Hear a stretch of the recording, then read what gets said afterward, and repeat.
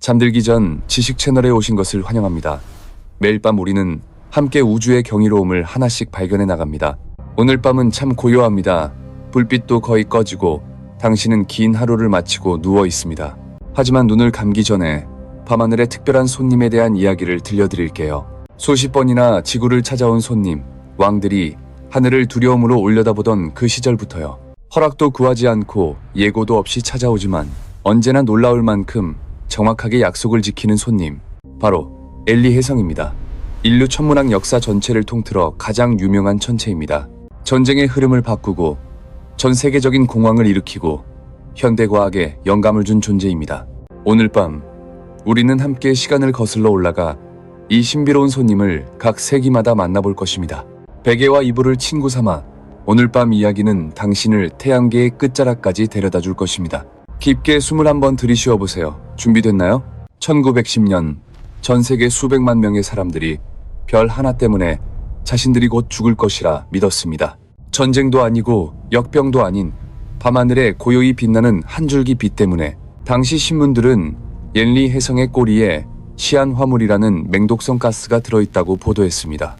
그리고 그해 5월 19일 밤 지구는 바로 그 꼬리를 통과할 예정이었습니다. 사람들은 앞다투어 혜성 해독제를 사들이고 창문을 젖은 천으로 막고 밤새 기도를 드렸습니다. 그리고 다음날 아침이 밝았습니다. 태양이 떠올랐습니다. 모두 살아있었습니다. 그것이 엘리 혜성의 신비로움을 조금도 줄이지 않았습니다. 오히려 우리를 더욱 궁금하게 만들 뿐입니다. 왜냐하면 진짜 질문은 원리 혜성이 위험한가가 아니기 때문입니다. 진짜 질문은 태양계 끝자락을 떠도는 차갑고 어두운 물체가 어떻게 인류의 역사 전체를 뒤흔들 수 있었느냐는 것입니다.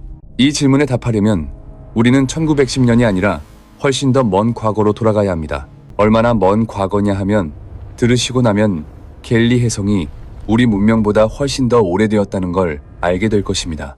과학자들은 엘리 혜성이 약 45억 년 전 태양과 거의 같은 시기에 형성되었을 것으로 추정합니다.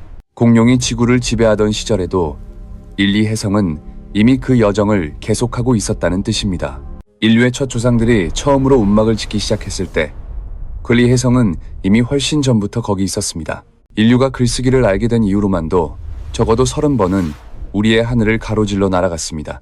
30번이라니 각각 75에서 76년 간격으로 한번 상상해보세요. 즉, 한 사람의 일생 동안 엘리 혜성을 볼 수 있는 건 기껏해야 한 번, 아주 오래 산다면 2번이 전부입니다. 그래서 엘리 혜성이 돌아올 때마다 온 세상이 숨을 죽이는 것입니다. 1910년처럼 두려움에서가 아니라 이 기회가 평생 다시 오지 않을 수도 있다는 것을 알기 때문입니다. 하지만 엘리 혜성이 왜 그렇게 인간에게 기묘한 힘을 발휘하는지 이해하려면 그것이 실제로 무엇인지 먼저 알아야 합니다.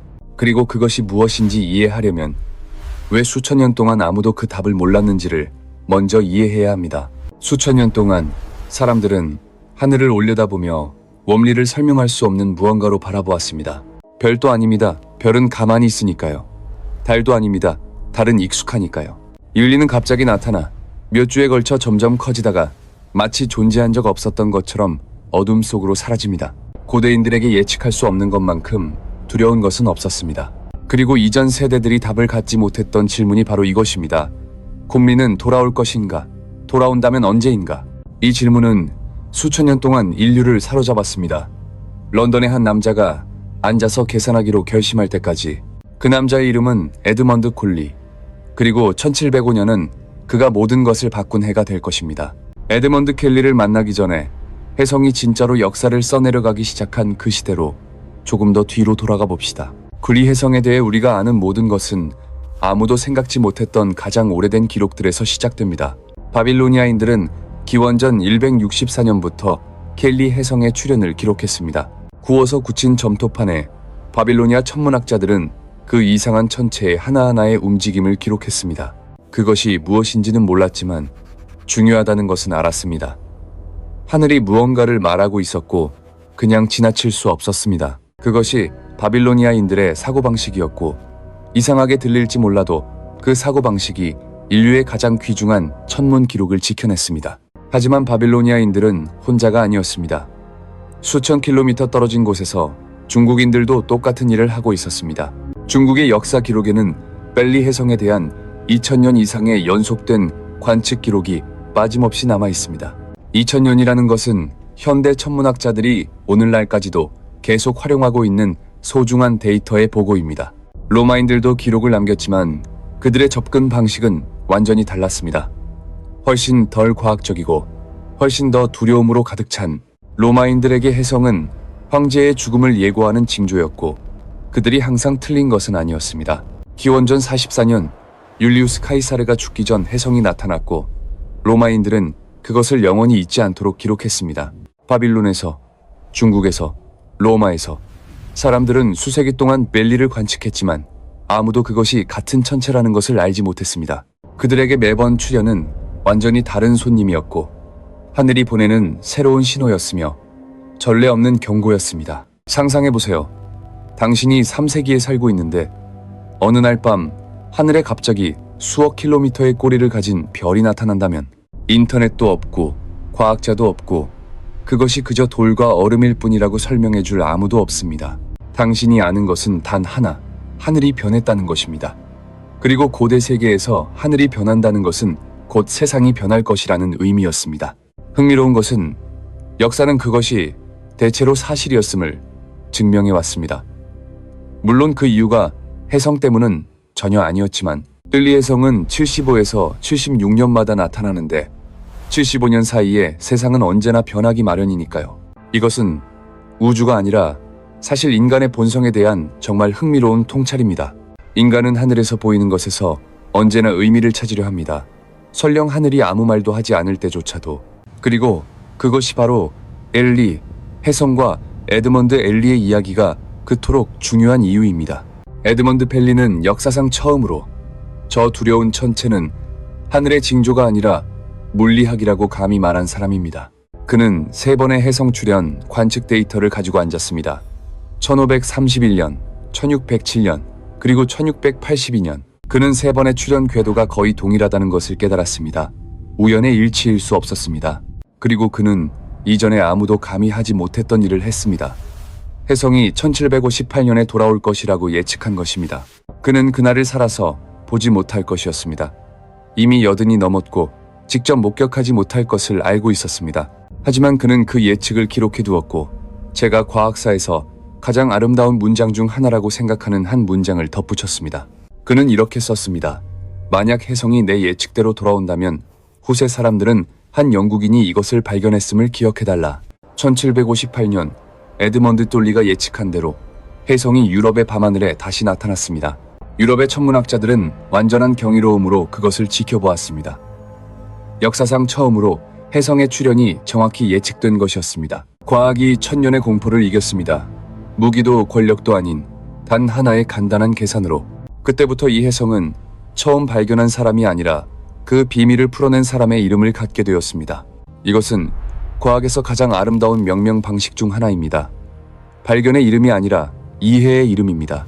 하지만 이름을 아는 것과 그 진정한 본질을 이해하는 것은 완전히 다른 일입니다. 에드먼드 땐리 이후로도 과학은 실제로 카메라로 땐리를 보기까지 거의 300년을 더 기다려야 했습니다.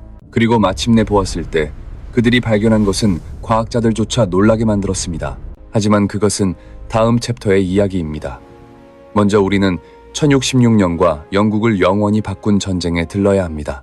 꿀리 해성이 단순히 목격한 것이 아니라 기묘한 방식으로 작은 역할을 담당하기까지 한 전쟁입니다. 함께 1066년으로 가봅시다. 두 세계가 충돌하기 직전 넬리가 마지막으로 나타났던 그때로 1066년 10월 영국의 밤하늘은 아무도 이해할 수 없는 비밀을 품고 있었습니다. 길고 눈부신 빛의 띠가 몇 주 동안 하늘에 걸려 있었고 가장 밝을 때는 낮에도 보일 정도였습니다. 왕위에 오른 지 채 1년도 되지 않은 영국 왕 헤럴드는 하늘을 올려다보며 무언가 아주 나쁜 일이 곧 일어날 것 같다고 느꼈습니다. 그리고 그의 예감은 맞았습니다. 해성 때문이 아니라 노르망디 공작 윌리엄이 바다를 건널 준비를 하고 있었기 때문입니다. 놀라운 것은 그 모든 이야기가 거의 70m 길이의 테피스트리에 수놓아졌다는 것입니다. 바로 바이오의 테피스트리입니다. 그 테피스트리에 콤리 해성이 뚜렷하게 수놓아져 있고 그 아래에는 공포에 질린 채 하늘을 가리키는 남자들이 있습니다. 이것은 오늘날까지 남아있는 켈리 해성의 가장 오래된 묘사 중 하나로 사건 직후에 만들어진 것입니다. 하지만 진정으로 흥미로운 것은 사람들이 두려워했다는 사실이 아니라 양쪽 모두 해성을 완전히 반대 방식으로 이용했다는 것입니다. 헤럴드는 불길한 징조로 보았지만 윌리엄은 자신의 군대에게 그것이 곧 다가올 승리의 신호라고 말했습니다. 그해 10월 헤이스팅스 전투에서 윌리엄이 이기고 헤럴드는 죽고 영국은 영원히 달라졌습니다. 윌리 해성이 그것을 일으킨 것은 아니었지만 그것을 목격했고 사람들은 그 역사적 사건과 함께 영원히 기록했습니다. 그것이 엘리와 인류의 관계의 본질입니다. 인과관계가 아니라 동반관계입니다. 하지만 1616년의 이야기는 멜리가 목격한 수많은 이야기 중 하나일 뿐입니다. 1616년으로부터 정확히 150년 전 멜리 해성은 전혀 다른 곳을 찾아갔습니다. 바그다드의 이슬람 학자들은 당시로서는 놀라운 정확도로 그 출현을 기록했습니다. 주목할 만한 것은 전혀 다른 문화권에서 같은 출현에 대해 남긴 기록들이 모두 같은 빛의 띠를 묘사하고 있다는 점입니다. 이것이 과학의 아름다움입니다. 하늘은 언어나 신념에 따라 바뀌지 않고 그저 있는 그대로입니다. 바빌론에서 바그다드까지, 중국에서 로마까지 사람들은 자신들이 무엇을 쌓고 있는지도 모르면서 거대한 데이터의 보고를 만들어가고 있었습니다. 진리가 나타날 때마다 세상 어딘가에 누군가가 펜을 들고 기록했습니다. 두려움이든 호기심이든 항상 기록했습니다. 수천 년에 걸쳐 쌓인 바로 그 기록들이 에드먼드 뗄리가 1705년에 필요로 하게 될 것들이었습니다. 에드먼드 킬리로 넘어가기 전에 아주 특별한 한 시점에 잠깐 멈춰봅시다. 1222년입니다. 그해 칭기즈칸은 당시 세계 최대의 군대를 이끌고 서쪽으로 진군하고 있었습니다. 그리고 광활한 초원의 밤하늘에 엘리 해성은 머리 위에 거꾸로 매달린 불의 검처럼 나타났습니다. 역사 기록에 따르면 칭기즈칸은 그것을 하늘의 명령으로 여겼습니다. 서방을 정복해야 한다는 신호로. 그 이야기가 얼마나 과장되었든 간에 정말 중요한 것은 멜리 해성이 또다시 역사가 바뀌는 바로 그 순간에 나타났다는 사실입니다. 이것은 반복되는 패턴입니다. 우주가 인류의 역사를 신경 써서가 아니라 75년 주기가 그것을 보장하기 때문입니다.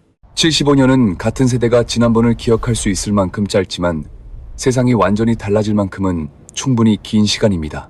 그래서 심리가 돌아올 때마다 언제나 어떤 중요한 사건과 연결될 수 있는 것입니다. 세상은 항상 변하고 있으니까요. 오늘 밤 잠들 때 가져가셨으면 하는 것이 있습니다. 켈리는 역사를 만들지 않지만 인간의 두려움을 거울처럼 반영합니다. 고대 세계에서 공포는 예측 불가능성이었습니다. 그리고 펠리는 그 신비로운 주기로 그 불확실성의 완벽한 상징이 되었습니다. 그런데 과학이 등장했고 그 두려움은 지식의 햇살 앞에 아침 안개처럼 서서히 사라지기 시작했습니다. 그 변화의 불을 지핀 것은 유명한 천재가 아니라 에드먼드 뗄리라는 이름의 꽤 조용한 영국 천문학자였습니다. 에드먼드 킬리는 1656년 런던 해거스턴에서 태어났습니다.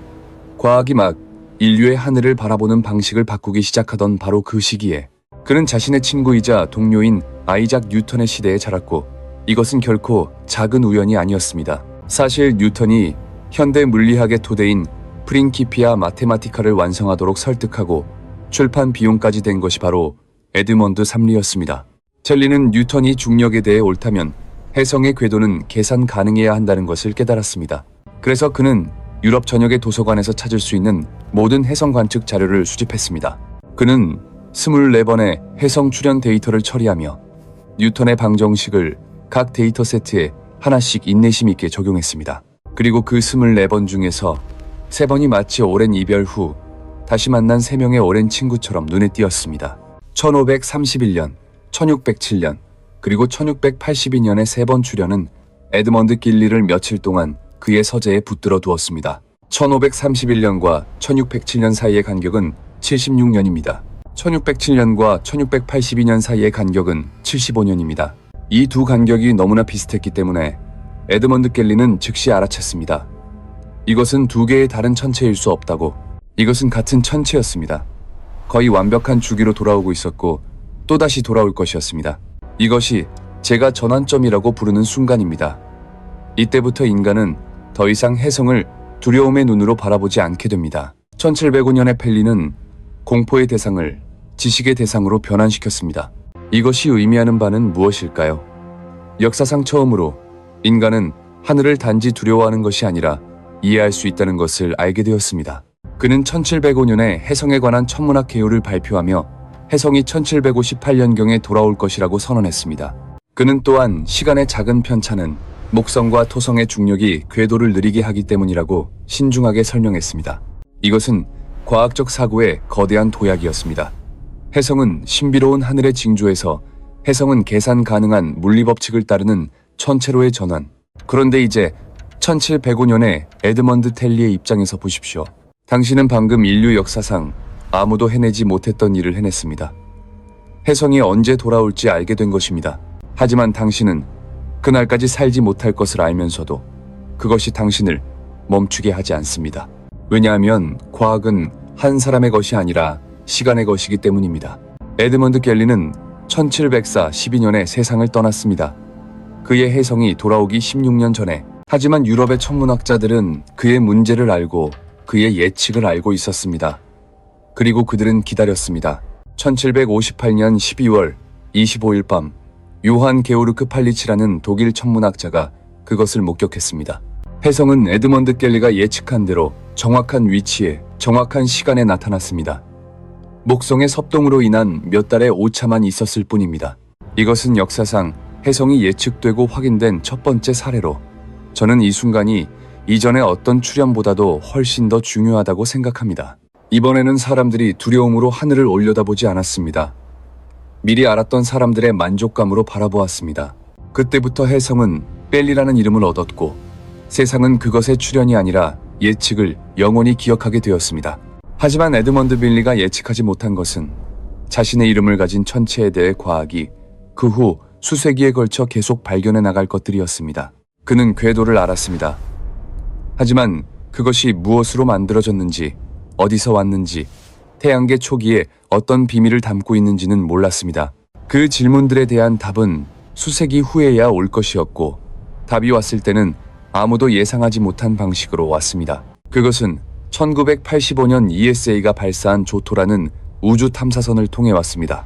하지만 조토와 그것이 발견한 것들의 이야기는 별도의 챕터의 중심이 될 것입니다. 완전히 들려줄 자격이 있으니까요. 지금은 에드먼드 켈리가 알 수 없었지만 오늘날 우리가 알고 있는 한 가지를 이야기해 드리겠습니다. 켈리는 현재 아주 멀리 해왕성 궤도 너머에서 영하 200도씨의 차가움 속에 어둠 속에 고요히 있습니다. 빛을 발하지도 않고 꼬리도 없고 아무것도 없습니다. 그저 어두운 돌과 얼음 덩어리가 공간 속에 조용히 떠다닐 뿐입니다. 하지만 그 내부에는 45억 년 전 태양계가 처음 형성되던 순간부터 유기 분자들이 완벽하게 보존되어 있습니다. 켈리는 태양계의 타임캡슐입니다. 우리 우주 탄생의 기억을 담고 있는 원시 표본입니다. 태양 가까이 돌아올 때 그 분자들이 깨어나 증발하며 수천 년 동안 인류가 바라봐온 그 찬란한 꼬리를 만들어냅니다. 인리가 태양 근처를 지날 때마다 수백 톤의 물질이 우주로 영원히 증발해 사라집니다. 이것은 인리가 태양을 도는 매 궤도마다 아주 천천히 조금씩 죽어가고 있다는 것을 의미합니다. 과학자들은 진리가 완전히 사라지기 전에 약 2000에서 3000번 정도 더 공전할 수 있을 것으로 추정합니다. 하지만 그것은 여전히 수십만 년이나 되는 시간으로 미래의 많은 문명이 오늘 밤 우리처럼 켈리를 올려다볼 수 있을 만큼 충분히 긴 시간입니다.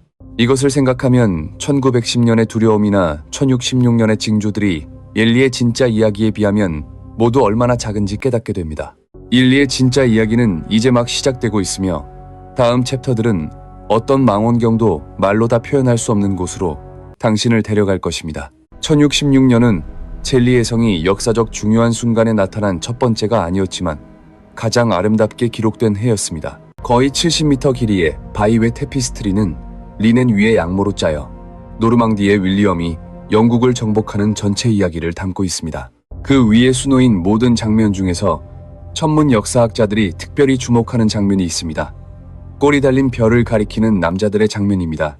그 장면 위에 고대 라틴어로 그들은 별의 경외감을 느꼈다는 의미의 글자들이 새겨져 있습니다. 단 네 글자이지만 그 네 글자는 수천 년 동안 인류가 벨리 해성에 품었던 모든 감정을 담고 있습니다. 1616년 봄, 일리 해성은 최대 밝기에 달해 몇 주 동안 낮에도 맨눈으로 볼 수 있었습니다. 생각해보세요. 꼬리 달린 별이 낮에도 보인다는 것을, 전기도 없고 가로등도 없고 아무런 설명도 없는 세상에서 해럴드가 이것을 보고 자신의 새통치에 좋은 징조가 아니라고 느낀 것은 조금도 놀랍지 않습니다. 해럴드는 1066년 1월에 왕위에 올랐고 해성은 불과 3개월 후인 4월에 나타났습니다. 중세 세계에서 그 타이밍은 우연일 수 없었습니다. 새 왕이 즉위하자 하늘이 즉시 반응했습니다. 그것이 중세인의 사고방식이었고 하늘이 신의 언어였던 세상에서 그 사고방식은 완전히 합리적이었습니다. 한편 노르망디의 윌리엄은 프랑스 해안에서 같은 별을 바라보며 완전히 다르게 해석하고 있었습니다. 윌리엄은 자신의 군대에게 저 별이 영국을 정복하도록 예정된 하늘의 신호라고 말했습니다. 그리고 여기서 당신은 괸리 해성의 진정한 힘이 물리적인 것이 아니라 심리적인 것임을 알게 됩니다. 같은 하늘의 빗줄기이지만 한 사람에게는 불길한 징조이고 다른 사람에게는 공격 명령입니다. 헤이스팅스 전투는 1066년 10월 14일에 벌어져 하루 만에 끝났습니다. 해럴드는 화살에 맞아 죽고 윌리엄은 정보광 윌리엄이 되었으며 영국은 다시는 예전의 영국이 아니었습니다. 그리고 뗄리 해성은 그것은 계속 날았습니다. 아래에서 방금 무슨 일이 일어났는지 전혀 신경 쓰지 않으면서 이것이 앤리 해성이 우리에게 가르쳐주는 가장 아름다운 교훈입니다. 우주는 우리의 정치에 관심이 없습니다. 그것은 전장과 왕조의 하늘을 같은 속도로, 같은 궤도로 더하지도 덜하지도 않게 날아갑니다. 하지만 1616년의 이야기는 훨씬 더 큰 그림의 한 조각에 불과합니다. 왜냐하면 1616년 이전에도 옐리는 로마 제국이 숨을 거두는 바로 그 순간에 나타났기 때문입니다. 그보다 더 이전인 기원전 12년에는 아우구스투스 카이사르가 제국 전체에 걸쳐 절대 권력을 공고히 하던 바로 그때 쿨리가 나타났습니다. 여기에는 씁쓸하게 웃긴 점이 있습니다. 그 왕들과 황제들은 모두 오래전에 사라졌지만 벨리는 여전히 여기 있습니다. 쿨리는 율리우스 카이사르, 정보광 윌리엄, 나폴레옹의 하늘을 날았고 우리가 아직 이름을 모르는 사람들의 하늘도 날 것입니다. 그리고 그것이 바로 그것을 인류의 천문학 역사에서 가장 특별한 천체로 만드는 것입니다. 태양계의 어떤 다른 천체도 인류의 기록된 역사 전체에 걸쳐 이토록 많은 다양한 문명에 의해 이토록 많이 관측된 것은 없습니다. 바빌론에서 런던까지, 중국에서 바그다드까지 모두 올려다보며 같은 빗줄기를 보았습니다. 이것이 저를 한 가지 생각으로 이끕니다. 벨리는 진정으로 모든 시대를 통틀어 인류가 함께 공유한 우주의 유일한 천체입니다. 북극성은 시간이 지나면 이동합니다. 달은 항상 거기 있습니다. 하지만 헨리는 방문하고 떠났다가 돌아옵니다. 오랜 친구처럼, 그리고 모든 오랜 친구처럼 만날 때마다 다릅니다. 우리가 변했기 때문이지 굴리가 변한 것이 아니므로 1616년에 우리는 두려움으로 그것을 만났습니다. 1986년에는 우주선으로 만났습니다. 그리고 2061년 인리가 돌아올 때 우리는 오늘날에는 상상할 수도 없는 도구와 지식으로 그것을 맞이할 것입니다. 하지만 2061년으로 가기 전에 저는 당신을 다른 곳으로, 더 동쪽으로, 그리고 더 앞선 시간으로 데려가고 싶습니다. 1222년으로 역사상 가장 두려운 군대 중 하나가 행군하고 있던 중앙아시아의 광대한 초원으로, 이것이 천리와 인류의 이야기의 다음 챕터이며 영국이 아닌 유라시아 대륙의 심장부에서 시작됩니다. 1222년에 칭기즈칸은 권력의 정점에 있었으며 당시 세계에서 면적 기준으로 가장 큰 제국을 통치하고 있었습니다. 그리고 벨리는 그가 서쪽으로의 정복을 계속할 것인지 결정하던 바로 그 순간에 나타났습니다. 이것은 켈리가 한 일이 아니라 칭기즈칸이 켈리에게서 본 것이었습니다. 그리고 그것이 차이를 만들었습니다. 1222년 세리의 성은 9월과 10월에 최대 밝기에 달했는데 바로 칭기즈칸이 그의 가장 큰 원정을 준비하던 때였습니다. 몽골 궁정에서 남아있는 기록에 따르면 해성은 서쪽을 향해 가리키는 불의 창으로 묘사되었습니다. 몽골 문화에서 어떤 방향을 가리키는 창은 군대가 그 방향으로 나아가야 한다는 의미였습니다. 이것은 해성의 형태와 전사 문화의 상징, 언어 사이의 완벽한 우연의 일치였습니다. 해성의 꼬리는 항상 태양에서 멀어지는 방향을 향합니다. 해성이 방향을 가리켜서가 아니라 태양의 복사압이 물질을 그 방향으로 밀어내기 때문입니다. 칭기즈칸은 그것을 몰랐습니다. 하지만 그는 하늘이 명령을 내렸다는 것을 알았고 하늘의 명령을 결코 무시하지 않았습니다. 몽골 군대는 서쪽으로 진군했고 그 후에 일어난 일들은 유라시아 대륙 전체의 지도를 바꿔놓았습니다. 페르시아에서 동유럽에 이르는 수많은 대도시들이 평평해졌고 대륙 전체의 인구가 영원히 바뀌었습니다. 그리고 모든 것은 사실 그저 증발하는 얼음과 먼지에 불과한 하늘의 불꽃에서 시작되었습니다. 이것이 역사의 가장 흥미로운 진실 중 하나입니다. 때로는 작고 무심한 것들이 엄청난 결과를 만들어냅니다. 인류는 자신이 무엇을 하는지 전혀 알지 못합니다. 그것은 그저 45억 년 동안 해온 것처럼 자신의 궤도를 따를 뿐입니다. 하지만 1222년의 이야기는 칭기즈칸에 관한 것만이 아니라 인간이 의미를 이용해 현실을 바꾸는 방법에 관한 것이기도 합니다. 의미는 실제 힘입니다. 그 원천이 의식적이든 아니든 간에, 그리고 켈리는 그 많은 의미의 원천이 되었습니다. 그리고 이제 저는 1212년에 잠시 더 머물고 싶습니다. 아주 적은 사람들만 아는 작은 세부 사항이 있기 때문입니다. 그의 켈리는 매우 밝았습니다. 중국 천문학자들이 초승달만큼 밝다고 묘사할 정도였습니다. 생각해보세요. 밤하늘의 물체가 땅의 그림자를 만들 수 있을 만큼 밝다는 것을. 달빛도 별빛도 아닌 수억 킬로미터 떨어진 곳에서 얼음과 먼지를 증발시키는 물체의 빛입니다. 이것이 1222년의 텔리이며 역사상 기록된 가장 밝은 출현 중 하나였습니다. 그리고 바로 그때 몽골뿐만 아니라 일본, 중국, 한국도 이 사건을 기록했습니다. 그리고 그 모든 기록들로부터 현대 천문학자들은 이것이 확실히 키리 해성이었음을 확인할 수 있었습니다. 이것이 역사 천문학의 아름다움입니다. 오래전에 죽은 사람들이 아직 태어나지도 않은 사람들이 사용할 데이터를 남겨두었습니다. 기원전 164년에 한 바빌로니아인이 점토에 기록했고 현대 과학자가 그 데이터를 궤도 확인에 사용합니다. 이것은 이 같은 천체를 올려다본 모든 사람들을 하나로 잇는 보이지 않는 실입니다. 오늘 밤 제 이야기를 듣고 누워 계신 당신과 2500년 전에 한 바빌로니아인이 같은 해성을 바라보았습니다. 그것은 당신을 역사의 관객이 아니라 역사의 일부로 만들어줍니다. 하지만 인류와 역사를 바꾼 출현들의 이야기는 여기서 끝나지 않습니다. 왜냐하면 제가 이야기하고 싶은 또 다른 때가 있기 때문입니다. 1910년 온 현대 세계가 거의 미칠 뻔한 그때, 이것은 더 이상 왕들과 제국의 이야기가 아닙니다. 이것은 신문, 과학, 그리고 현대 세계의 집단적 공포의 이야기입니다. 1910년 세계에는 이미 전화, 대중신문, 대륙을 연결하는 전신이 있었습니다. 과학자들이 지구가 엘리 해성의 꼬리를 통과할 것이라고 발표했을 때 그 정보는 몇 시간 만에 전 세계로 퍼졌습니다. 문제는 그 정보가 과학적 사실에 비해 언론에 의해 수십 배 과장되었다는 것입니다. 당시 과학자들은 실제로 해성의 꼬리에서 시아나무를 발견했지만 위험 농도보다 수십억 배 낮은 농도였습니다. 하지만 언론은 농도에 대해서는 보도하지 않았습니다. 언론은 시아나문에 대해 보도했고 그것만으로도 전 세계를 공황 상태로 몰아넣기에 충분했습니다. 사람들은 해성 해독제를 사러 몰려들고 젖은 천과 종이로 집을 밀봉하고 심지어 재산을 모두 팔아버린 사람들도 있었습니다. 이것이 멜리해성의 공포의 심리에 대한 교훈, 다음으로 우리에게 가르쳐주는 두 번째 큰 교훈입니다. 불완전한 정보가 미디어에 의해 증폭되면 사람들이 두려워하는 대상 자체보다 더 위험할 수 있습니다. 1910년 켈리 해성은 아무런 해도 끼치지 않았습니다. 하지만 그것에 대한 두려움은 해를 끼쳤습니다.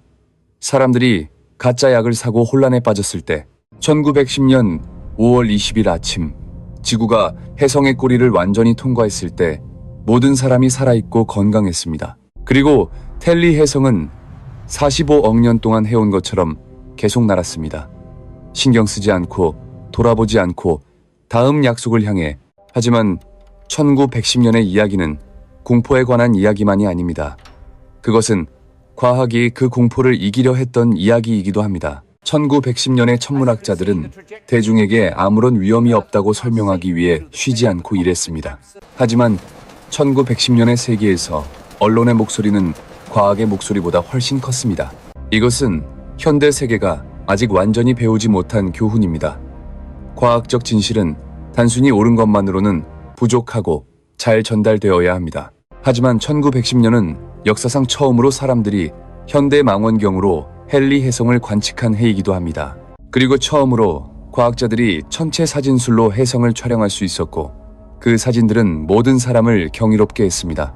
하지만 과학자들이 망원경과 사진으로 본 것은 언론이 묘사하는 것과 완전히 모순되었습니다. 혜성의 꼬리는 하늘에서 찬란해 보이지만 실제로는 지구 최고의 실험실 진공보다도 더 희박합니다. 엘리 혜성의 꼬리에 있는 모든 물질을 압축한다면 그것은 작은 방 하나를 채울 뿐입니다. 그럼에도 그 꼬리는 수천만 킬로미터에 걸쳐 펼쳐지며 어떤 말로도 충분히 묘사할 수 없을 만큼 아름답습니다. 이것이 혜성의 가장 아름다운 물리적 역설입니다. 거의 아무것도 없지만 다른 행성에서 볼 수 있습니다. 1910년은 또한 유명한 미국 작가가 지리가 지구에 가장 가까이 접근하는 순간에 세상을 떠난 해이기도 합니다. 마크 트웨이는 엘리가 나타났던 1835년에 태어났고 엘리와 함께 왔으니 엘리와 함께 떠날 것이라고 말했습니다. 그리고 그의 말은 맞았습니다. 마크 트웨이는 1910년 4월 21일에 세상을 떠났습니다. 엘리가 근일점에 도달한 다음 날, 역사에는 우주와 인간이 마치 약속이나 한 것처럼 만나는 순간들이 있습니다. 아무도 그 이유를 설명할 수 없지만, 그리고 엘리는 늘 그렇듯이 알지도 못하고 신경 쓰지도 않습니다. 하지만 우리는 그렇습니다. 그것이 우리를 인간으로 만드는 것입니다. 우리는 의미를 찾고 이야기를 하고 기억합니다. 그리고 첼리는 인류가 수세기에 걸쳐 자신을 돌아보는 데 사용한 가장 큰 거울이 되었습니다. 하지만 이제 역사의 눈이 아닌 과학의 눈으로 권리를 바라볼 시간이 되었습니다. 왜냐하면 현대 과학이 빌리에 대해 발견한 것은 역사의 어떤 이야기보다도 더 경이롭기 때문입니다.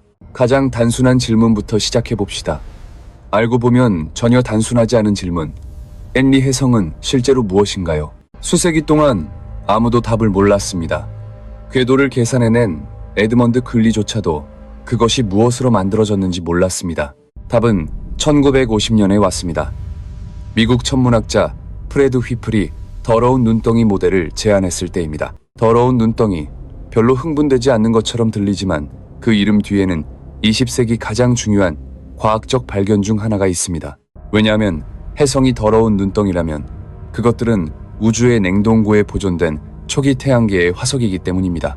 진리 혜성의 핵에 있는 분자들은 45억 년 전 태양계가 형성된 이후 변하지 않았습니다. 이것은 과학자들이 촌리의 꼬리에서 방출된 가스를 분석할 때 태양계가 막 탄생했을 때의 화학 조성을 읽고 있다는 의미입니다.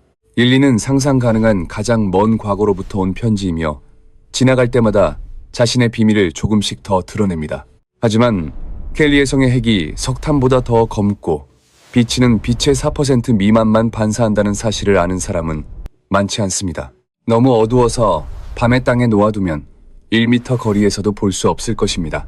그런데 그 새까만 물체가 태양 가까이 날 때 사람의 눈이 하늘에서 볼 수 있는 가장 밝은 장관 중 하나를 만들어냅니다. 우리가 보는 빛은 핵에서 오는 것이 아니라 열을 만났을 때 핵에서 증발하는 거대한 먼지와 가스 구름에서 오기 때문입니다. 혜성의 코마, 즉 핵을 둘러싼 가스 구름은 수십만 킬로미터까지 넓어질 수 있으며 이는 태양보다도 큽니다. 생각해보세요. 15km짜리 얼음 덩어리가 태양보다 큰 구름을 만들어냅니다. 이것이 열의 힘, 태양의 힘입니다. 거의 보이지 않는 것을 하늘에서 가장 장대한 것으로 변환시킵니다. 그리고 다음 챕터로 넘어가기 전에 끌리의 물리적 본질에 대해 마지막으로 하고 싶은 말은 이것입니다. 길리는 자체 빛으로 빛나는 것이 아닙니다. 태양빛을 반사하고 분자 형광을 발산하는 것입니다. 그것은 자체 빛이 없습니다. 태양의 빛을 빌려 하늘에서 가장 찬란한 존재가 됩니다. 이제 이야기의 핵심으로 들어갈 시간이 되었습니다. 어떤 왕조도 어떤 제국도 답할 수 없었던 질문으로, 그 질문은 이것입니다. 세리는 어디서 왔으며 태양계를 통한 그 실제 여정은 어떻게 생겼나요? 답은 그 이름만으로도 상상할 수 없는 거리를 연상시키는 곳에서 시작됩니다. 오르트 구름입니다. 오르트 구름은 태양계를 둘러싼 구형 영역으로 태양에서 그 끝까지 빛이 도달하는데 1년 반이 걸릴 만큼 멀리 있습니다. 그 거리에 비하면 가장 멀리 있는 행성 해왕성의 전체 궤도는 경기장 안의 작은 완두콩처럼 보입니다. 그 먼 끝자락에는 수조개의 얼음 천체들이 완전한 어둠 속에서 조용히 누워 여정을 시작할 작은 충격을 기다리고 있습니다. 다른 별이 태양계 근처를 지날 때 그 중력이 그 천체들 중 하나를 안정적인 궤도에서 살짝 끌어낼 수 있습니다. 그리고 그때 믿을 수 없는 여정이 시작됩니다. 태양계의 끝에서 태양을 향해 수백만 년에 걸쳐. 하지만 갤리 혜성은 더 이상 그 궤도를 따르지 않습니다. 수십억 년 전 목성의 중력에 잡혔기 때문입니다. 목성의 거대한 중력이 옌리의 궤도를 수백만 년 주기에서 75에서 76년으로 바꿔놓았습니다. 목성이 바로 그리가 내행성계를 자주 방문하는 손님이 된 이유이며, 그래서 인류가 그것을 목격할 수 있었던 것입니다. 목성이 없었다면 갤리는 여전히 오르트 구름의 어둠 속을 날고 있을 수도 있었고, 역사상 어떤 사람도 그것을 올려다보지 않았을 것입니다. 우주는 우연히 인류 역사상 가장 아름다운 이야기 중 하나를 위한 조건을 만들어냈습니다. 그리고 첼리의 태양계를 통한 여정은 이해하고 나면 천체 물리학에서 가장 아름다운 것들 중 하나입니다. 가장 먼 점인 원일점에서 벨리는 지구에서 태양까지의 거리의 약 50배 거리에 태양으로부터 떨어져 있습니다. 그 지점에서 표면 온도는 약 영하 220도씨이며 초속 1km도 안 되는 극도로 느린 속도로 움직입니다. 그런 다음 천천히, 아주 천천히 태양의 중력이 그것을 다시 끌어당기기 시작하고 벨리는 가속을 시작합니다. 수십 년 후 천왕성의 궤도를 지나칠 때 그 속도는 눈에 띄게 증가하지만 아직 표면 활동을 촉발할 정도는 아닙니다. 밀리가 목성의 궤도를 지나쳐야 비로소 태양열이 표면의 얼음을 증발시키기 시작할 만큼 충분해집니다. 이것이 제가 톰리의 전체 여정에서 가장 아름답다고 생각하는 순간입니다.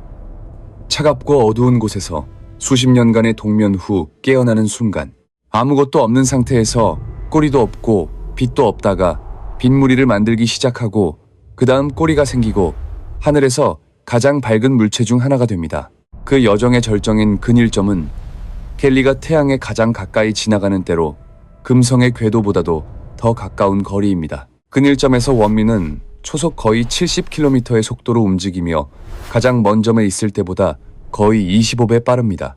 근일점 이후 콤리는 감속하기 시작하고 꼬리는 점점 짧아지고 코마는 희미해지며 긴 어둠으로의 귀환 여정을 시작합니다. 근일점 후 몇 달 동안 어디를 봐야 하는지 안다면 지구에 누구든 올려다보면 그것을 볼 수 있습니다. 그런 다음 켈리는 점점 희미해져서 결국 가장 큰 망원경만이 그것을 추적할 수 있게 됩니다. 그리고 어느 날 밤 그것은 우리의 시야에서 완전히 사라져버립니다. 오르트 구름의 차갑고 어두운 곳으로 돌아가는 길에. 하지만 우리는 그것이 돌아올 것을 압니다. 그것이 에드먼드 헨리가 1705년에 인류에게 준 선물입니다. 그 선물은 확실성입니다. 불확실한 것들로 가득 찬 우주에서 적어도 하나의 천체는 항상 제때 돌아올 것입니다.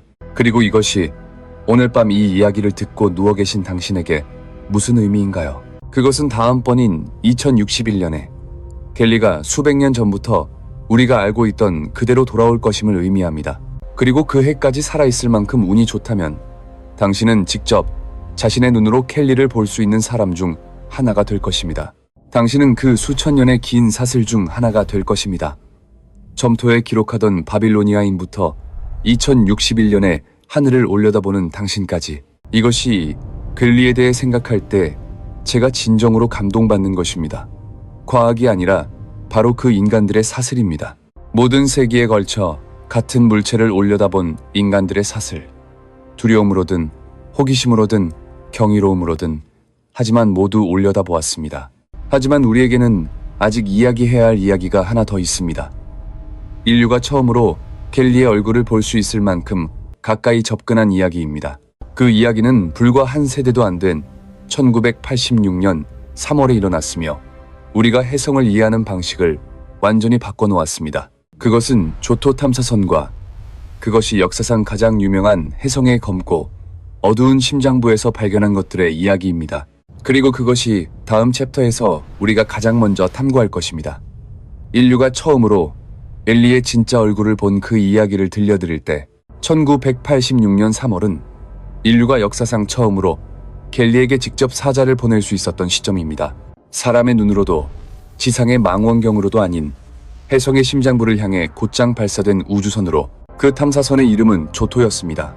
1304년에 빌리 혜성을 그린 이탈리아 화가 조토 디 본도네의 이름을 딴 것입니다.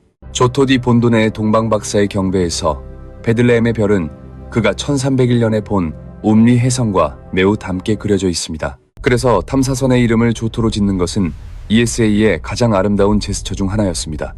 중세 화가와 우주 탐험을 연결시킨 것입니다. 조토 탐사선은 1985년 7월에 ESA에 의해 발사되어 해성에 도달하는데 8개월이 걸렸습니다.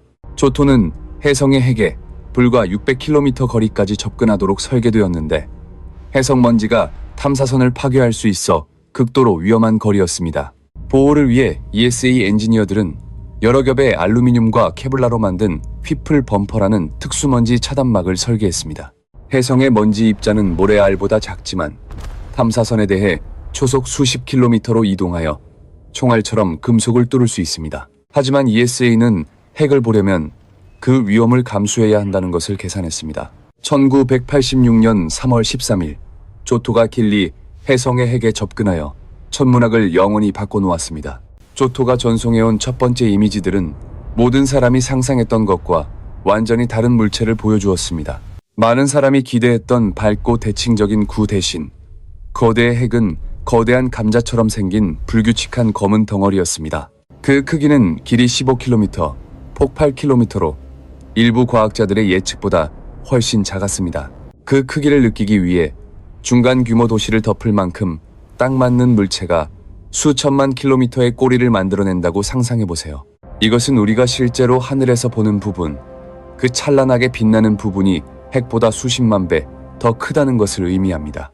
하지만 조토가 발견한 모든 것 중에서 가장 놀라운 것은 해성 핵의 색깔이었습니다.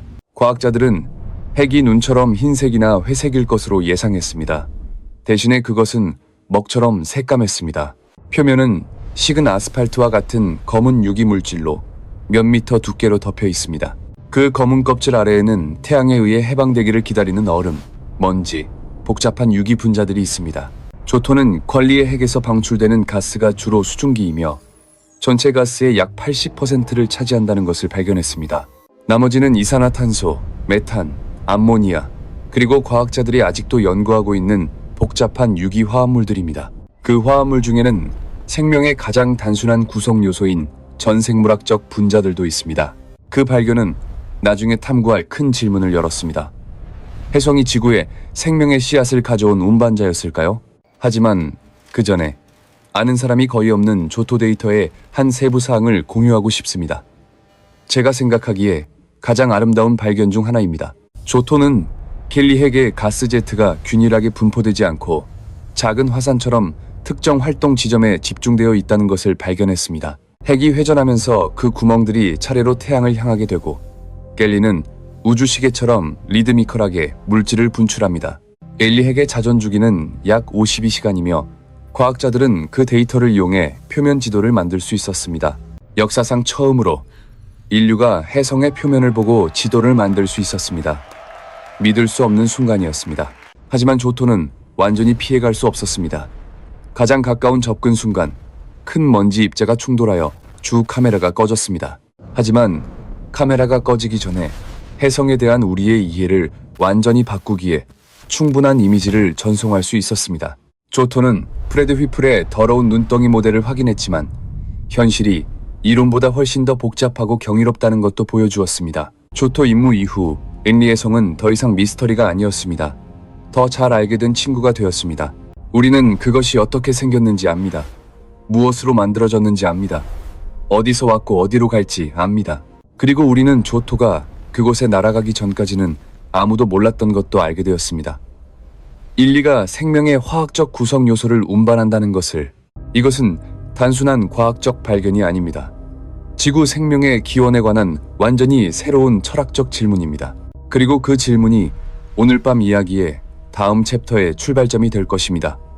현대 천문학의 가장 대담한 이론 중 하나로 들어갈 때, 하지만 그 전에 조토 임무에 대해 제가 기억될 가치가 충분하다고 생각하는 마지막 한 가지를 공유하겠습니다. 먼지에 충돌당하고 방향을 잃은 후 조토는 회복하여 계속 작동했으며 이후 1992년에 그리그 스켈레롭이라는 두 번째 해성을 향해 재사용되었습니다.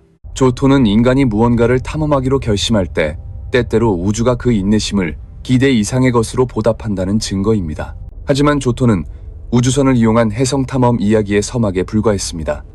이후의 임무들이 훨씬 더 멀리 나아갔기 때문입니다. 2014년 ESA의 로제타 임무는 조토도 할 수 없었던 일을 했습니다. 해성의 궤도에 진입하여 2년 이상 머물렀습니다. 그리고 로제타 임무에서 필레라는 착륙선이 인류 역사상 처음으로 실제로 해성 표면에 착지했습니다. 로제타와 필레의 데이터는 조토가 헨리 해성으로 시작한 것을 크게 풍요롭게 했으며 우리가 배운 많은 것들을 확인해 주었습니다. 조토, 로제타, 필레에서 배운 모든 것이 헨리가 다음으로 돌아오는 2061년에 적용되기를 기다리고 있습니다. 그리고 그것은 다음번에 갤리가 나타날 때 우리가 단순히 하늘만 올려다보는 것으로 그치지 않을 것임을 의미합니다. 우리에게는 기다리고 있는 우주선들, 준비된 망원경들, 그리고 이전의 모든 임무들로부터 축적된 모든 지식의 보고가 있을 것입니다. 하지만 그 모든 지식에도 불구하고 원리가 실제로 밤하늘에 나타날 때 인간의 첫 번째 감정은 여전히 경이로움일 것이라 믿습니다. 왜냐하면 경이로움은 배울 수도 프로그래밍 할 수도 없는 것이기 때문입니다.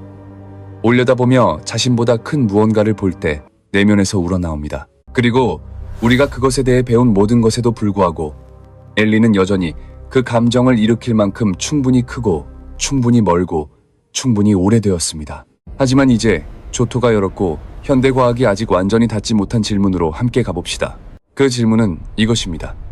심리가 복잡한 유기 분자를 운반한다면 그 분자들이 지구 생명의 출현에 기여했을까요? 이것이 과학자들이 판스퍼미아라고 부르는 이론이며 다음 챕터의 중심이 될 것입니다. 오늘 밤 전체 이야기에서 가장 놀라운 부분이 될 것이라고 생각하는 챕터입니다. 하지만 그 전에 조토 임무와 1986년에 대해 많은 사람이 알지 못하는 한 가지에 잠깐 멈추고 싶습니다. 1986년은 불리한 궤도 기하학 때문에 현대 역사상 엘리의 가장 희미한 출현 중 하나였습니다. 많은 사람들이 켈리를 보기 위해 평생을 기다렸다가 그해 실망했습니다. 역사적 묘사보다 훨씬 희미하게 보였기 때문입니다. 하지만 그것은 인간의 눈이 닿을 수 없는 600km 거리에서 조토가 한 일을 결코 부정하지 않습니다. 그것은 또한 중요한 교훈을 가르쳐 줍니다. 모든 만남이 같이 있으려면 완벽할 필요는 없습니다. 중요한 것은 당신이 거기에 있다는 것입니다. 그리고 1986년 세대는 펠리를 보았다고 말할 수 있습니다. 희미하든 밝든 그들은 거기에 있었습니다. 하지만 2061년은 다음 세대의 기회이며 천문학자들은 그것이 수세기 만에 가장 장관인 출현 중 하나가 될 것으로 예측합니다. 2061년에는 궤도 기하학이 훨씬 유리하고 원리는 1986년보다 지구에 더 가까이 접근할 것입니다.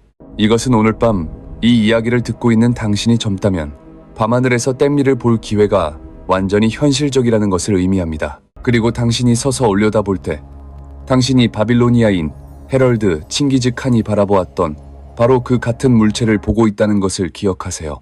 이것은 시간을 관통하는 실이며 당신은 그 실의 한 고리입니다. 하지만 이제 조토가 열었고 현대 과학이 답하려는 질문으로 데려가겠습니다. 생명과 해성에 관한 질문입니다.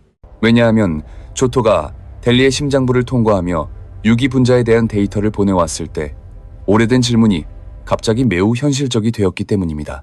그 질문은 이것입니다. 곰리와 다른 해성들이 생명의 구성 요소를 운반한다면 수십억 년 전 지구에 생명의 씨앗을 뿌렸을 수 있을까요? 만약 그것이 사실이라면 그것은 당신과 저에게 무엇을 의미할까요? 우리가 오르트 구름에서 온 분자들의 후손일 수도 있다는 것을 의미합니다. 그것은 진리가 하늘을 날아갈 때 당신이 올려다보면 매우 실질적인 의미에서 먼 친척을 보고 있을 수도 있다는 것을 의미합니다. 이것이 현대 과학이 진지하게 고려하고 있는 가장 대담한 아이디어 중 하나이며 판스퍼미아라고 불립니다. 판스퍼미아는 해성이 지구에 생명을 가져왔다고 말하는 것이 아니라 해성이 생명이 여기서 스스로 조립되기 위한 재료를 가져왔을 수 있다고 말합니다. 이것은 중요한 차이입니다. 지구는 여전히 생명이 조립된 장소이지만 재료는 우주에서 왔을 수 있습니다. 현재의 증거는 그것이 완전히 가능하다는 것을 보여주지만 과학은 아직 확실하게 확인할 수 없습니다. 우리가 확실히 아는 것은 해성이 복잡한 유기 분자를 운반하며 지구가 해성과 소행성에 의한 강렬한 폭격 시기를 겪었다는 것입니다. 후기 대충돌기라 불리는 이 시기는 약 40억 년 전에 일어났으며 지구에 최초의 생명이 출현했다고 여겨지는 바로 그 시점과 일치합니다. 그 시간적 일치는 아무것도 증명하지 않지만 무시하기 매우 어려운 질문을 제기합니다. 그리고 그 질문, 해성과 생명의 기원 사이의 연결에 관한 질문이 오늘 밤 전체 이야기의 가장 큰 반전입니다. 왜냐하면 판스퍼미아가 맞다면 젤리는 재앙의 전조도 역사의 거울도 아니라 태양계의 여명기부터 내려온 우리의 친척이기 때문입니다. 판스퍼미아는 새로운 아이디어가 아닙니다. 고대 그리스 시대부터 존재했지만 조토가 켈리에 날아가기 전까지는 그것을 지지하는 실제 데이터가 없었습니다. 고대 그리스인들은 생명의 씨앗이 우주를 여행할 수 있는지 질문했지만 그것을 검증할 방법이 없었습니다. 이제 우리는 조토, 로제타, 스타더스트, 딥 임팩트의 데이터를 가지고 있으며 모두 같은 방향을 가리킵니다. 그 방향은 이것입니다. 해성은 의미 없이 날아다니는 돌덩이가 아니라 초기 태양계의 복잡한 유기화학의 저장고입니다. 해성에서 발견된 분자 중에는 글리신이 있습니다. 당신의 몸속 모든 단백질을 구성하는 20개의 아미노산 중 하나입니다. 그것을 잠깐 곱씹어 보세요. 생명의 근본 분자 중 하나인 글리신이 태양계를 날아가는 얼음 덩어리에서 발견되었습니다. 이것은 우주가 생명의 원소를 단순히 담고 있는 것이 아니라 그것들을 이곳저곳으로 적극적으로 운반하고 있다는 것을 의미합니다. 이것은 우주에서의 생명에 대한 우리의 사고방식을 완전히 바꿉니다. 생명의 재료가 우주에 널리 퍼져 있다면 생명은 우리가 생각했던 것보다 더 흔할 수 있습니다. 그리고 댐리는 내 행성계를 지나갈 때마다 45억 년 전부터 해온 것을 합니다. 우주로 유기 분자를 흩뿌리는 것입니다. 2061년 다음번 통과 시에도 그것은 다시 그렇게 할 것입니다. 태양계에 수백 톤의 물질을 더 추가하면서 하지만 판스퍼미아 질문은 지구만에 관한 것이 아닙니다. 유사한 분자를 받았을 수 있는 다른 모든 행성들에 관한 질문이기도 합니다. 화성도 같은 시기에 해성의 폭격을 받았습니다. 목성의 위성 유로파도 마찬가지였습니다. 토성의 엔켈라두스도 예외가 아니었습니다. 그것은 만약 판스퍼미아가 지구에 대해 옳다면 그 모든 곳들에 대해서도 옳을 수 있다는 것을 의미합니다. 그리고 그것이 사실이라면 생명은 지구의 기이한 우연이 아니라 우주화학의 거의 필연적인 결과입니다. 이것이 촌리의 전체 이야기에서 제가 가장 아름답다고 생각하는 아이디어입니다. 우주가 생명을 위한 조건을 적극적으로 만들어내고 있다는 아이디어. 우주가 신경 써서가 아니라 우주화학이 자연스럽게 점점 더 복잡한 분자의 형성으로 이어지기 때문입니다. 인리는 그것의 가장 생생한 증거입니다. 45억 년 동안 그 화학적 복잡성을 축적하고 보존해온 물체입니다. 그리고 태양을 지나갈 때마다 그것은 그중 일부를 태양계의 나머지 부분과 나눕니다.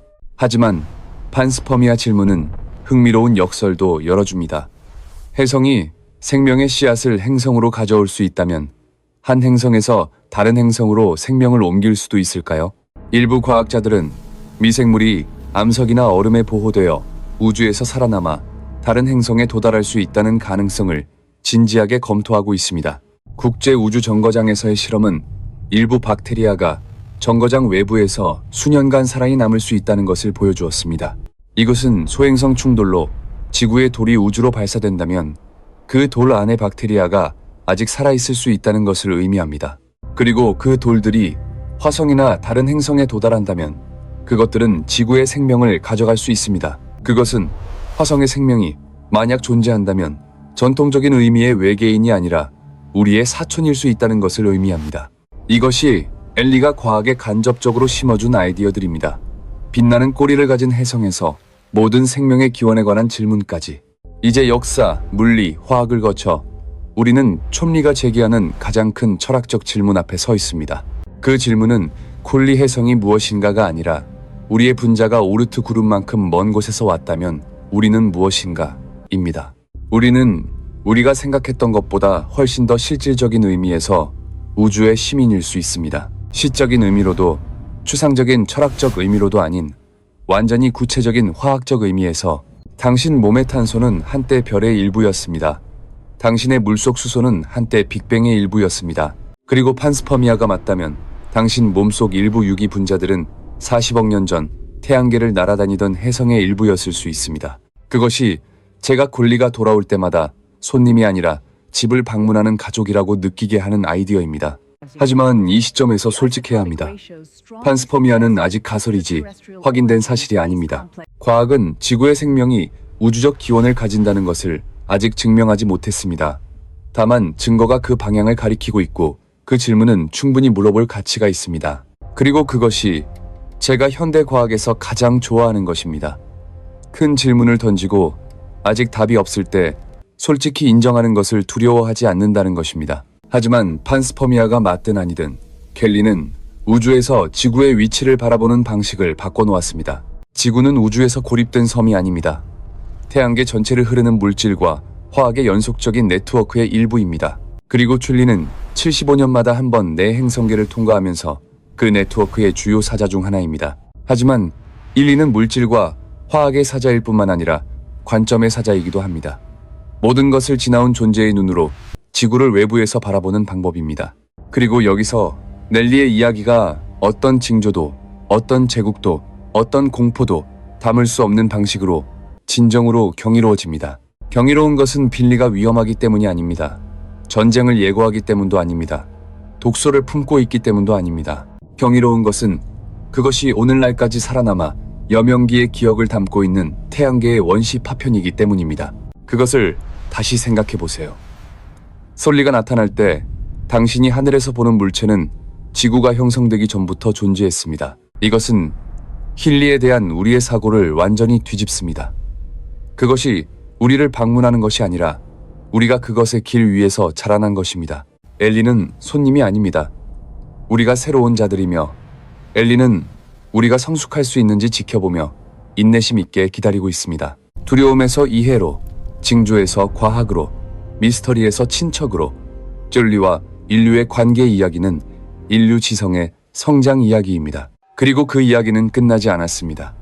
치리가 돌아올 때마다 우리는 조금 더 성숙한 눈으로 그것을 바라보기 때문입니다. 처음으로 인류가 글리를 보았을 때 그들은 무릎을 꿇었습니다. 2061년 다음번에는 우리가 우주선을 보내 그것을 맞이할 것입니다. 그것이 진보입니다. 그리고 텔리는 어떤 의미에서 항상 돌아와 우리에게 더 잘 이해하라는 도전을 던지면서 그 진보에 기여했습니다. 하지만 이제 헤럴드에서 칭기즈칸, 조토에서 판스퍼미아까지 모든 것을 거친 후 가장 개인적인 질문으로 돌아가고 싶습니다. 그 질문은 이것입니다. 2061년에 헨리가 돌아오고 당신이 하늘을 올려다볼 때 당신은 무엇을 볼 것인가요? 고대인처럼 징조를 볼 것인가요? 에드먼드 밀리처럼 물리방정식을, 프레드 휘플처럼 서서히 죽어가는 더러운 눈덩이를, 아니면 올려다보며 그 모든 것을 동시에 볼 것인가요? 태양계 전체의 역사와 인류 자체의 역사를 담고 있는 하나의 물체를 저는 맞는 답이 마지막 것이라고 생각하며 그것을 깨닫는 것이 인류가 가질 수 있는 가장 아름다운 경험 중 하나라고 생각합니다. 같은 물체가 동시에 여러 가지일 수 있다는 것을 깨닫는 것, 얼음 덩어리이자 역사의 한 페이지이자 과학적 질문이자 오래된 친척이기도 하다는 것을, 그리고 이 모든 것들이 서로 모순되지 않고 서로를 보완하며 함께 진리를 태양계에서 가장 경이로운 것으로 만들어준다는 것을 깨닫는 것. 그것을 깨달으면 두려움은 사라지고 경이로움이 남으며 왜 샴리가 수천 년 동안 인류를 매혹시켜왔는지 이해하게 됩니다. 인리가 그 매혹을 만드는 것이 아닙니다. 우리 자신보다 더 크고 더 오래되고 더 경이로운 무언가를 보며 올려다볼 때 우리 스스로가 만들어내는 것입니다. 이제 저는 당신을 이 이야기에서 매우 개인적인 장소로 데려가고 싶습니다. 과학과 감정이 만나는 곳으로. 이 질문입니다. 겜리를 올려다본 모든 세대 중에서 당신은 어느 세대에 속하나요?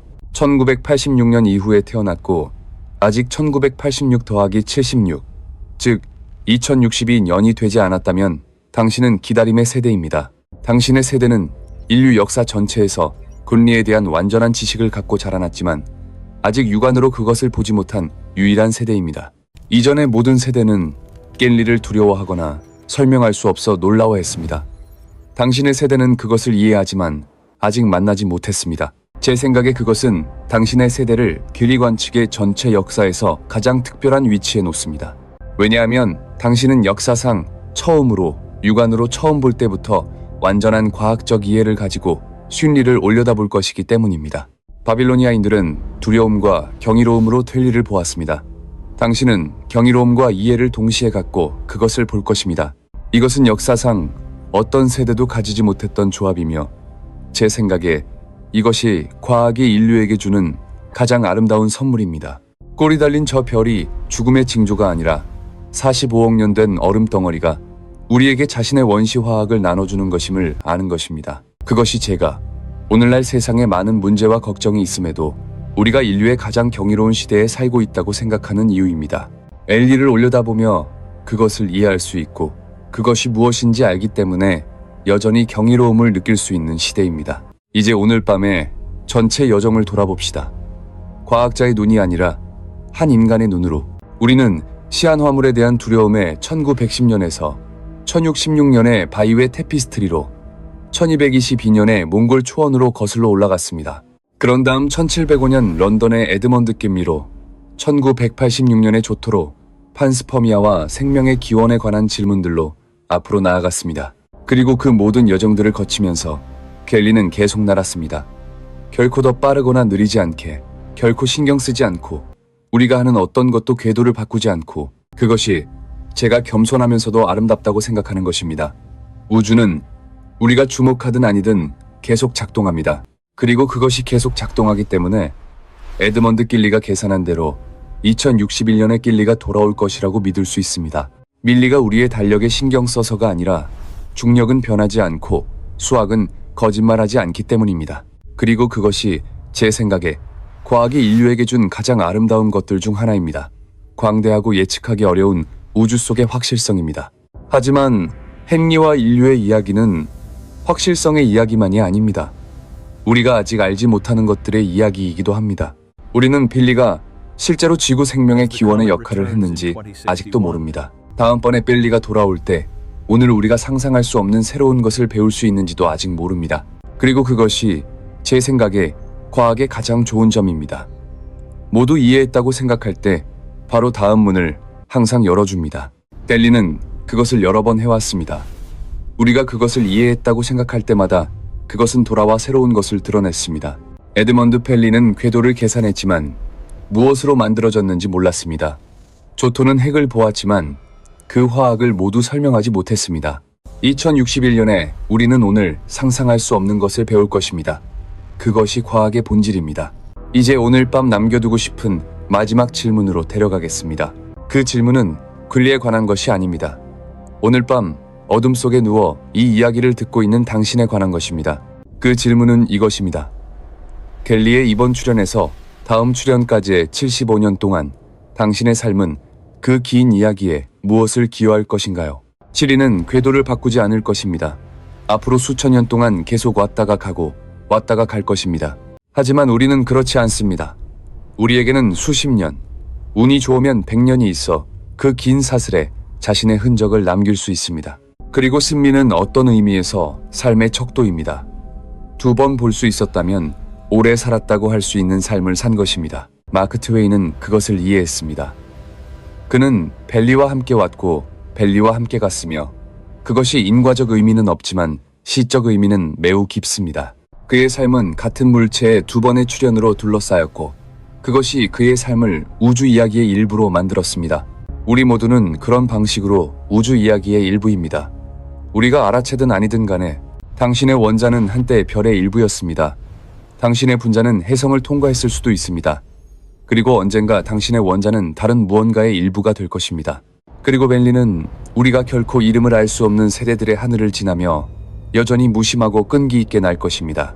그리고 그것이 오늘 밤 잠에 가져갔으면 하는 것입니다. 두려움도 자금의 감각도 아닌 자신보다 큰 무언가에 속한다는 느낌입니다.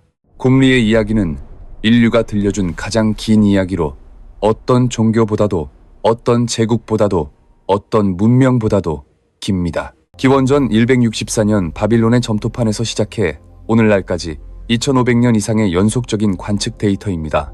우주의 다른 어떤 물체도 그토록 오랫동안, 그토록 지속적으로 인간에 의해 추적되고 기록된 것은 없습니다. 그리고 매 세대가 그 이야기에, 우리의 이해에, 오늘 밤 당신과 제가 물려받은 그 거대한 지식의 보고에 무언가를 더했습니다. 바빌로니아인들은 넬리가 돌아올 것을 몰랐습니다. 에드먼드 넬리는 알았지만 살아서 보지 못했습니다. 당신의 세대는 알고 보게 될 것입니다. 그것은 수백 세대의 누적된 승리이며 당신이 경험할 수 있는 하나의 순간으로 결정화된 것입니다. 2061년에 켈리를 볼 때 당신은 자신의 눈만으로 보는 것이 아닙니다. 당신 이전에 기록한 모든 사람들의 눈으로 보는 것입니다. 당신은 점토판을 든 바빌로니아인, 붓을 든 조토디 본돈의, 계산을 위해 펜을 든 에드먼드 슬리의 눈으로 봅니다. 그들 모두 같은 물체를 올려다 보았고 이제 당신은 그들의 모든 이해의 상속자입니다. 그리고 언젠가 당신도 이 이야기를 다른 사람에게 전할 것입니다. 자녀든 학생이든 아니면 당신이 델리에 대해 이야기해줄 어떤 친구든 그것이 이야기가 계속되는 방식입니다. 책이나 데이터가 아니라 이런 밤에 서로에게 이야기해주는 사람들을 통해서입니다. 길리 이야기를 다른 사람에게 전할 때 당신은 바빌로니아인들이 했던 것을 에드먼드 길리가 자신만의 방식으로 했던 것을 하고 있는 것입니다. 당신은 올려다보며 이해하고 싶고 나누고 싶고 자신보다 큰 무언가와 연결되고 싶어하는 사람들의 사슬을 이어가고 있습니다. 그리고 그것이 제 생각에 길리가 인류에게 준 가장 아름다운 것입니다. 데이터도 과학도 아닌 하늘을 올려다보며 연결됨을 느낄 구실입니다. 당신 이전에 올려다본 사람들과의 연결, 당신 이후에 올려다볼 사람들과의 연결, 그리고 자신만의 방식으로 당신을 바라보는 우주와의 연결. 우주가 의식이 있는지는 모르지만 웰리는 그것을 기다린 모든 세대에게 약속대로 돌아왔다는 것은 알고 있습니다. 그리고 다음번인 2061년에도 지구에 기다리는 사람이 있든 없든 그것은 다시 제때 올 것입니다.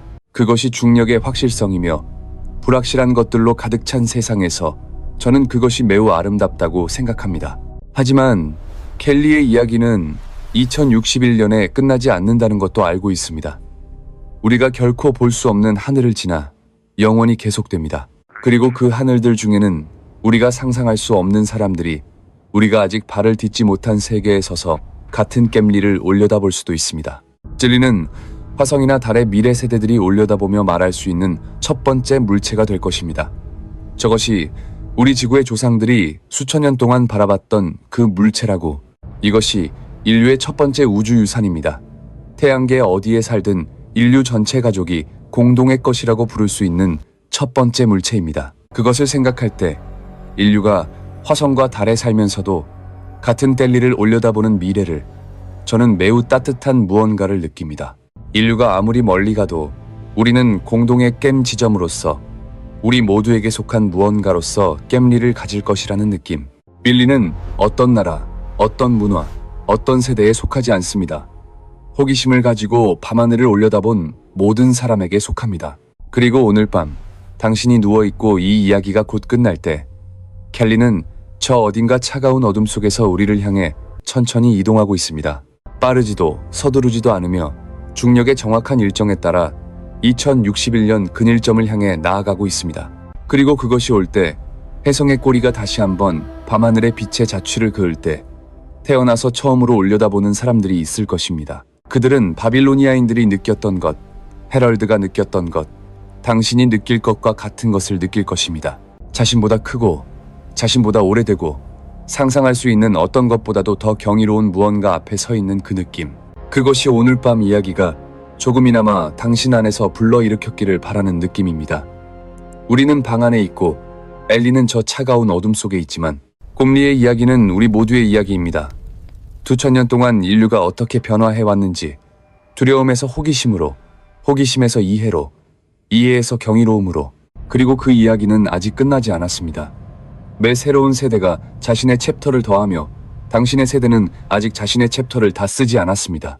당신의 챕터는 가장 깊은 이해, 가장 정교한 기술, 그리고 직접 자신의 눈으로 험리를 올려다볼 기회의 챕터가 될 것입니다. 그리고 그 기회가 올 때 2061년의 점리가 하늘에 나타날 때 오늘 밤의 이야기를 기억해 주세요. 두려움으로 그것을 바라봤던 바빌로니아인들을 기억해 주세요. 그것을 충분히 사랑하여 자신의 이름을 준 에드먼드 켈리를 기억해 주세요.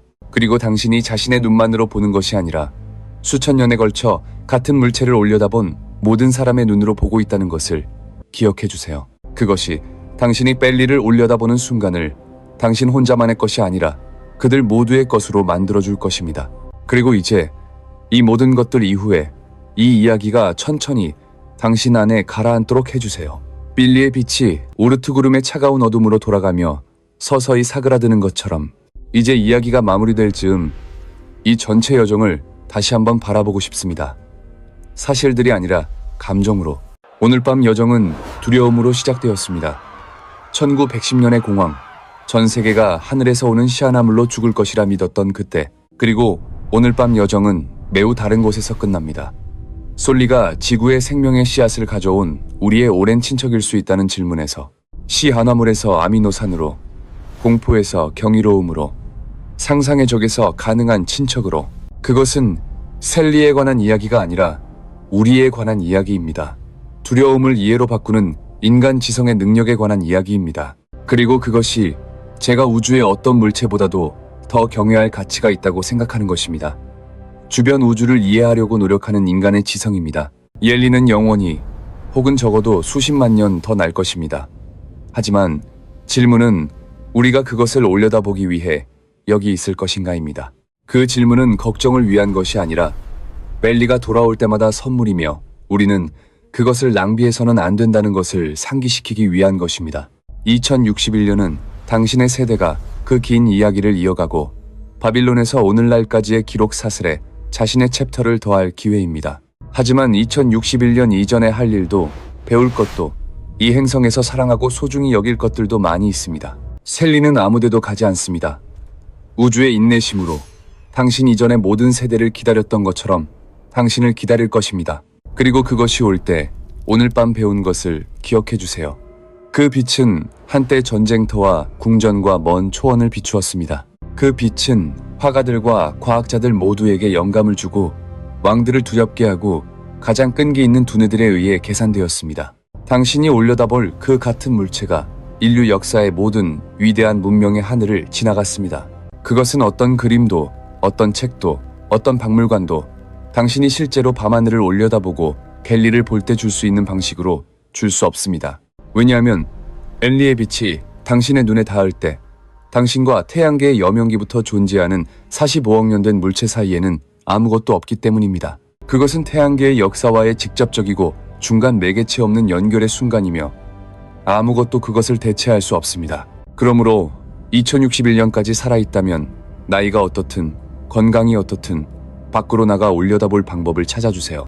왜냐하면 그것이 당신의 인생에서 자신이 자신보다 큰 무언가의 일부임을 명확하게 느끼는 몇 안 되는 순간 중 하나가 될 것이기 때문입니다. 마법이 있어서도 징조가 있어서도 아닌 당신의 조상들이 바라봤고 당신의 후손들이 바라볼 바로 그 같은 물체를 보고 있기 때문입니다. 그것은 어떤 기술도 만들 수 없는 오직 우주만이 우리에게 줄 수 있는 시간을 가로지르는 연결입니다. 하지만 이제 이 모든 것들 이후에 오늘 밤 잠들기 전 셀리에 대해 마지막으로 하고 싶은 말이 있습니다. 그 마지막 말은 멜리는 우리가 필요하지 않다는 것입니다. 아무도 보지 않아도 날아갑니다. 하지만 우리는 멜리가 필요합니다. 우리는 글리가 필요합니다. 왜냐하면 그것은 우리가 우주의 중심이 아니라 매우 긴 이야기 속에 지나가는 사람들일 뿐임을 상기시켜주기 때문입니다. 그리고 그것은 슬픈 일이 아닙니다. 그것은 해방입니다. 우주가 우리보다 크다는 것을 아는 것은 우리가 일상의 걱정들을 올바른 비율로 놓을 수 있게 해줍니다. 켈리는 오늘 밤 당신이 걱정하는 모든 것이 해결되거나 잊혀진 후에도 여전히 거기 있을 것입니다. 그 걱정들이 중요하지 않아서가 아니라 굴리가 삶은 그 안에 어떤 문제보다도 길다는 것을 상기시켜주기 때문입니다. 그리고 우주는 아무리 크고 아무리 광대하더라도 우리에게 젤리 같은 방문자들을 보내어 올려다보라는 것을 상기시켜줄 방법을 찾습니다. 그리고 우리가 올려다볼 때마다 두려움으로든 이해로든 우리는 의식이 있는 존재가 할 수 있는 가장 경이로운 행위에 참여하고 있습니다. 우리는 우주의 산물인 지성을 사용하여 그 지성을 만들어낸 바로 그 우주를 이해하려 합니다. 그것이 자연에서 가장 아름다운 순환입니다. 그리고 오늘 밤 당신이 하늘을 올려다보지 않았더라도 이 이야기가 콤리의 빛 한 조각을 당신에게 가져다 줬기를 바랍니다. 물리적인 빛이 아니라 이해의 빛, 연결의 빛, 그리고 광대한 우주 속에서 작지만 보호받고 있다는 그 느낌의 빛입니다. 왜냐하면 당신은 이 우주의 손님이 아닙니다. 당신은 그것의 일부입니다. 당신의 원자는 별에서 왔고 당신의 분자는 꿰리 같은 해성에서 왔을 수도 있습니다. 당신은 우주가 자신을 인식하고 자신에게 질문하고 올려다보는 단순한 행위를 통해 자신을 사랑하는 것입니다. 그리고 댐리는 그 모든 불변성과 인내심으로 그것의 가장 아름다운 상기물이며 우주가 우리 자신을 보게 하기 위해 사용하는 거울입니다. 이제 저는 당신이 깊게 숨 한 번 들이쉬고 이 이야기가 가라앉도록 하고 당신이 매우 크고 매우 아름다운 무언가에 속한다는 것을 아는 평화를 느끼길 바랍니다. 그 평화는 아무 문제가 없어서 오는 것이 아닙니다. 당신이 어떤 문제보다도 더 큰 이야기의 일부임을 아는 것에서 옵니다. 45억 년의 이야기, 별들과 해성들과 행성들과 밤하늘을 올려다보며 의문을 품을 줄 아는 생명체들의 이야기입니다. 당신은 그 이야기의 일부입니다. 가장 중요한 부분도 유일한 부분도 아니지만 당신만의 방식으로 없어서는 안 되는 부분입니다. 그리고 그 이야기는 계속됩니다. 밤에서 밤으로, 세대에서 세대로 진리가 인류의 가장 충실한 시간 지킴이로서 2061년에 켈리가 돌아올 때 세상은 달라지고 사람들도 달라지겠지만 켈리의 빛은 여전히 같을 것입니다. 같은 검은 핵에서, 같은 황금빛 먼지 꼬리에서, 그 꼬리는 한때 전쟁터에서 헤럴드를 비추었고 칭기즈칸에게 방향을 가리켰고 1910년에 전 세계가 해독제를 사게 만들었습니다. 그리고 2061년에 그것은 다시 한번 밤하늘에 그 빗줄기를 그을 것이고 누군가가 올려다볼 것이며 수천 년 동안 인류가 느껴온 것을 느낄 것입니다. 오늘 밤 바빌론의 점토판에서 생명의 기원 질문까지 이 길고 경이로운 이야기에 함께 해주셔서 감사합니다. 앤리의 이야기는 우리 중 누구보다도 길게 계속될 것이지만 오늘 밤 우리는 그 일부를 만질 수 있었습니다. 45억 년 된 석탄보다 검은 여명기의 기억을 담은 물체가 별들 사이 어둠을 날아가고 있으며 영원히 그렇게 계속될 것입니다. 그리고 우리 작은 파란 돌멩이 위에 작은 존재들은 그것을 올려다보고 이해하고 사랑하고 그 이야기를 들려주는 법을 배웠습니다. 그것이 인류의 가장 아름다운 것입니다. 힘도 지성도 아닌 밤하늘을 올려다보며 자신보다 큰 무언가 앞에서 경외감을 느낄 수 있는 능력입니다.